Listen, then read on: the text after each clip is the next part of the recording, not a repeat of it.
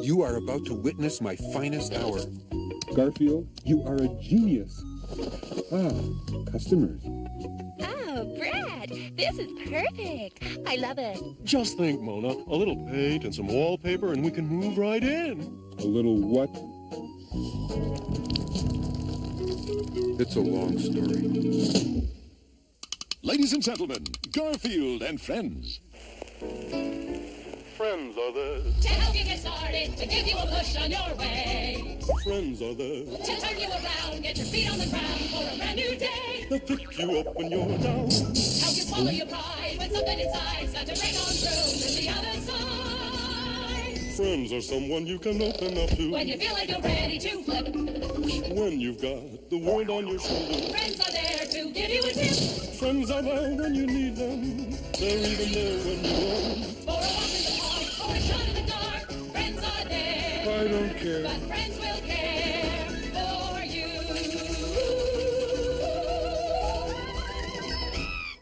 And just remember what you paid to get in.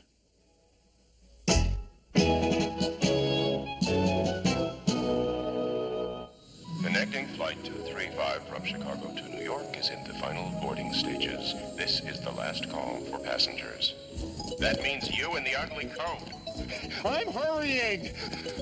Excuse me, pardon me, excuse me. Oh, I finally did it.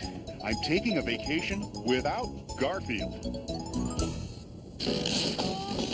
Oh.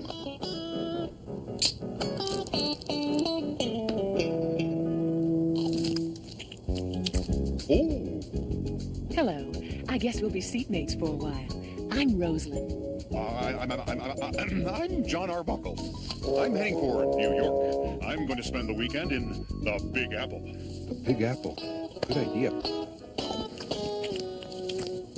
So, John, tell me about yourself. Well, I'm a cartoonist and I have a cat named Garfield, but I left him at home. Home. He's hundreds of miles away. Ladies and gentlemen, we have just landed at Kennedy International Airport in New York. Please keep your seatbelts fastened until the plane comes to a complete and final stop. Do you know your way around New York, John? Oh, not really. Well, maybe I could show you around. Say about 8:30. I'll meet you in the lobby of your hotel. I know a really wonderful Italian restaurant near Central Park. Great!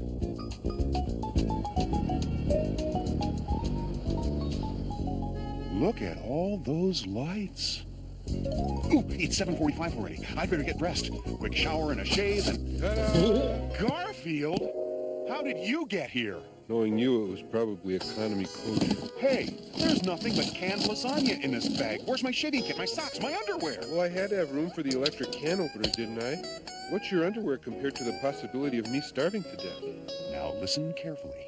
I met a beautiful woman on the plane. She likes me, and I'm not going to let you spoil this weekend. You're not to set one foot outside this hotel room. Do you understand? Oh, gee, thanks a lot. First you try to leave me, your best friend, home, and now you're going to spoil my weekend. You look terrific, Rosalind. Well, are you ready for the best Italian food you've had in your life?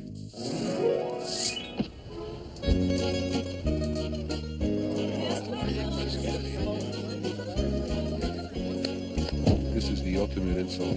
How could John go to an Italian restaurant without me? What have you got on a John Arbuckle? That name sounds familiar. A cartoonist. Okay, he's probably just a mark she met on the plane. Yeah, she'll go for his wallet. Rosalind's the best pickpocket I've ever seen.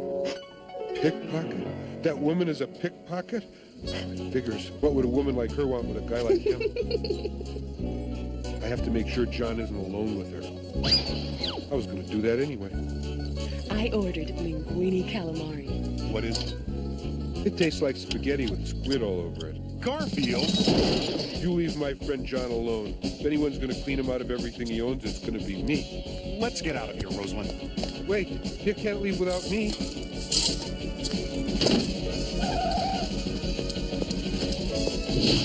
Driver, take us anywhere. I can't let her be alone with him.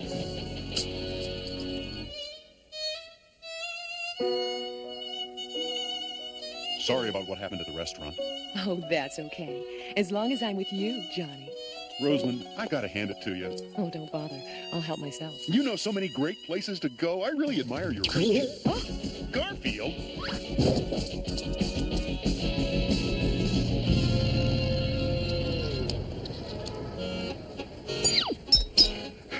What a tough climb. Don't worry. He'll never find us here. There isn't a chance Garfield! Will you excuse me, dear? I have to settle something once and for all with my cat. Oh, why, certainly, my darling. I'll wait outside. Garfield, how could you? One weekend away from you. One evening. That's all I ask. Whoa, time out. Earth to John. I'm going to give you money and put you in a cab and send you back to the... That's funny. I was sure my wallet was in... Jeez. Did Rosalind take... Rosalind! Come back!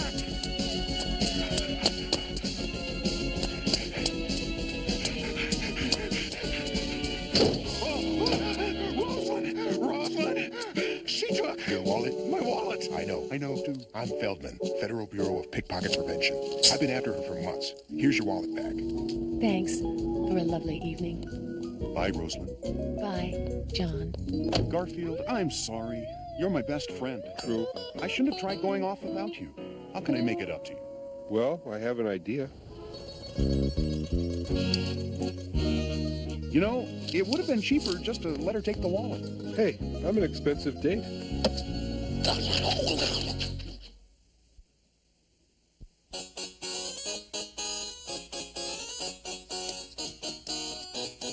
A weed?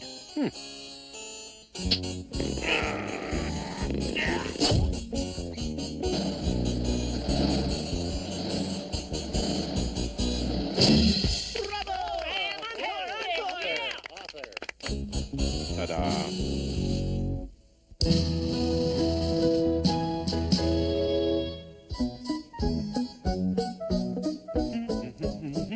Oh, hi.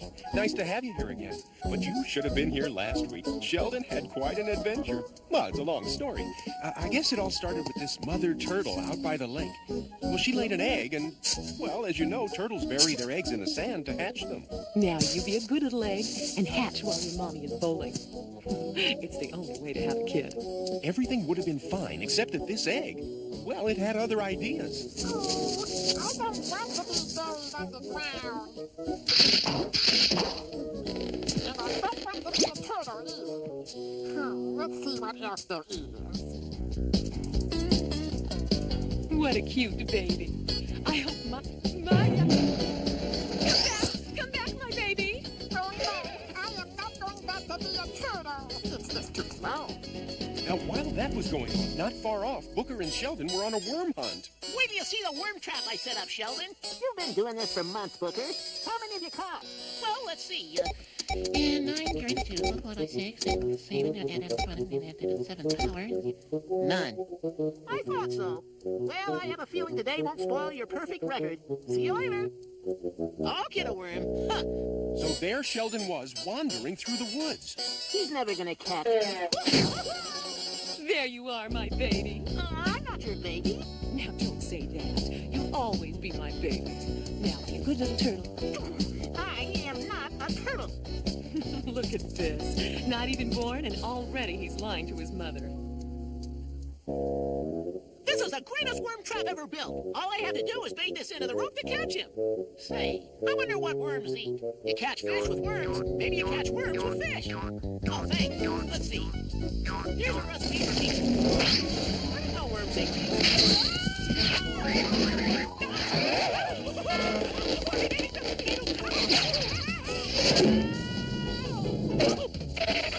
I'll get you,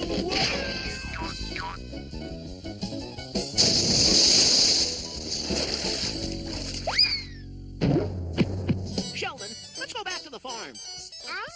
Let me tell you what that low-down, spineless worm did to me. Well, they headed back here to the farm, which is just what Sheldon wanted to do and couldn't. Now you go to sleep, my baby.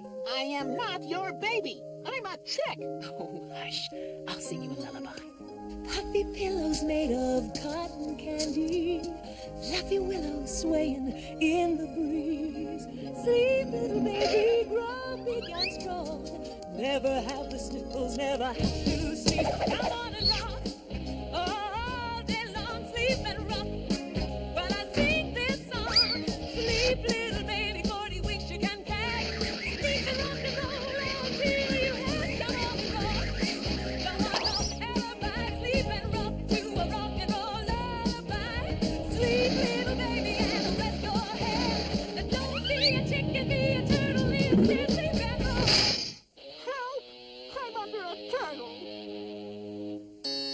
She figured if he thinks he's a chicken, hatch him like a chicken. Meanwhile, back here, oh, this is going to be great.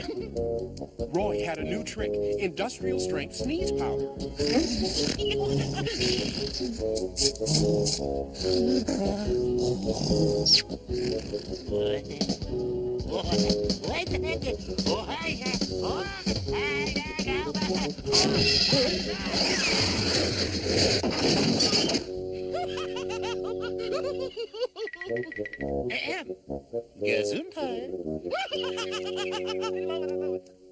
It was just about then that Booker returned with what he thought was Sheldon. There he is, the worm! Phew, I made it. I don't have to live out in the lake and be a turtle. That's what he thought, I guess. He was no less mistaken than Roy. There's Sheldon. Being a turtle's boring. I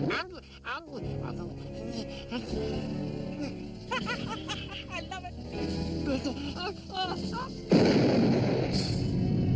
Roy thought this was a funny joke. At least that's what he thought until... Sheldon? Sheldon? Excuse me, little turtle. Have you seen Sheldon? Here's his shell, but where's Sheldon? He... Oh, no. Ooh, this place is too strange for me. Sheldon sneezed himself into nothingness. And it's all my fault. They should put warnings on these. I've done a terrible thing. But of course, Sheldon was safe. Well, if you call this safe. But Sheldon had an idea. He fired up his barbecue and cooked burgers. And when it got hot enough... Sheldon ran as fast as his little legs would carry him. Baby? My baby?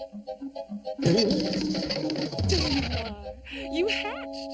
She recognized him right away. A mother always knows. Mommy's here, my dear. Well, that's the story. Oh, wait, I forgot what happened with Roy. I am slime. What I did, I am not fit to eat with pigs. Sorry, Orson. I am no good. I am rotten, my Sheldon. I am pond scum. I am worse than pond scum. I am...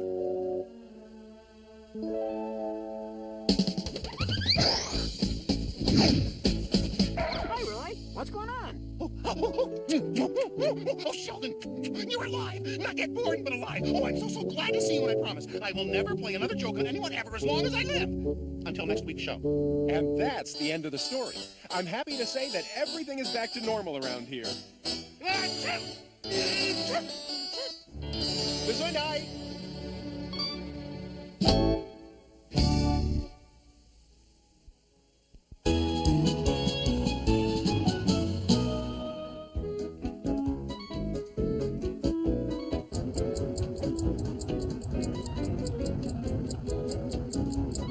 My alarm clock hasn't gone off yet. This is a new kind of alarm clock with a special early detection system for Mondays. It warns me when it's Monday.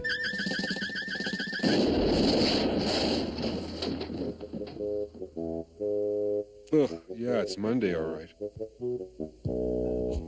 What could be worse than Monday? Hi, Garfield. What could be worse than Monday, Garfield? Oh, how about Monday with Normal around? I learned a new cute trick. Watch. This must stop. Yes, may I help you? I'm interested in the free kitten. What free kitten?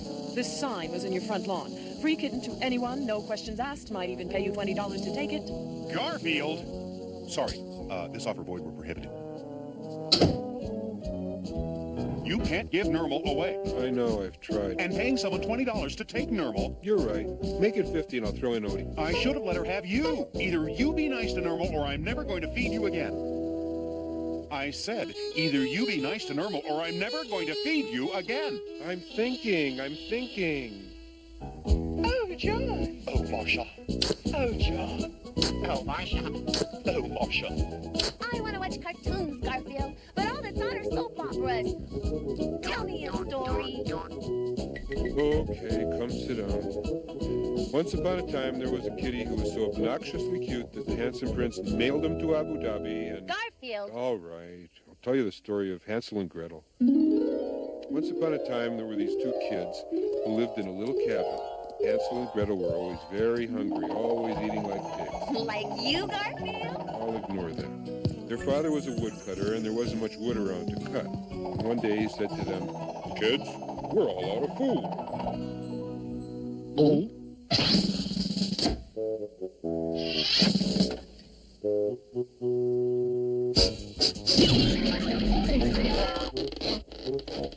Gretel asked her father, "Daddy dear, why can't you buy more food?" "Because," her father said, "I'm a woodcutter, and no one wants this woodcutter to cut wood." Gretel had an idea. "I have an idea, Father. Hansel and I will go find food." Their father liked the idea. "Don't come back without a pizza or Chinese food or something." So they headed through the forest. As they walked, they dropped bagels with cream cheese so they could find their way back. Wait a minute. I thought they dropped breadcrumbs. And where'd they get the bagels? They passed a deli. Don't interrupt. So they walked until they couldn't walk anymore. That was when Hansel said, "I'm starving. I can't go on. It's been so long since I've eaten." How long had it been? About 9 minutes. That's when Gretel said, "I smell gingerbread." They ran through the forest until they found where the smell was coming from. And there it was, a house made entirely of gingerbread. Ooh, was it really made of gingerbread? Well, not quite. Actually, it was made of sugar, enriched flour, ferrous sulfate, thiamine mononitrate, sodium pyrophosphate, and various artificial colors. But they were hungry enough, it didn't matter. They ate, and they ate, and they ate, and all the time, the witch who lived there watched them eating her out of house and home. She was delighted because she was looking forward to cooking them. Cooking them? That's awful. It's just a story like those cartoon shows on TV. Oh, no. They never do things like that on cartoons. Cartoons teach you should be sweet and nice and always agree with everyone. Yeah, sure. Anyway, so the witch invited them in. She said, "Come in, little children, and I will give you a real treat." She took them over to the stove, but Hansel and Gretel knew what she was trying to do, so before she could cook them, they shoved her into the oven and... Stop! Kids shoving old women into ovens? That's awful! Garfield, what are you doing that's gotten Irma so upset? Never mind. Whatever it is, stop doing it. That poor little old lady. All right. There must be a way to tidy this story up. I know. So the kids didn't shove her into the oven. Instead, they used her phone. Hansel called the city building commission and said, "Hello, I'd like to report a house made out of gingerbread." In seconds, the building inspectors were there. They told the witch, "You are in violation of section 17/JW of the city zoning code. This structure is unsafe." They condemned it. It was sold at auction and bought by a guy who was putting up condominiums and mini malls, and that meant a lot of work for woodcutters. Hansel and Gretel's dad not only got work, he got to take home what was left of the house, and the kids ate happily ever after. The end. There. Happy? But the poor old witch. Garfield, that wasn't a nice story like the ones they show on Saturday morning. All right. So the witch went into business for herself by franchising a chain of gingerbread daycare centers. Having fun, kids? You're a chubby one. And she lived happily ever after the end. That was a nice story, Garfield. Gee, it's getting tougher to please kids these days. It's only a story.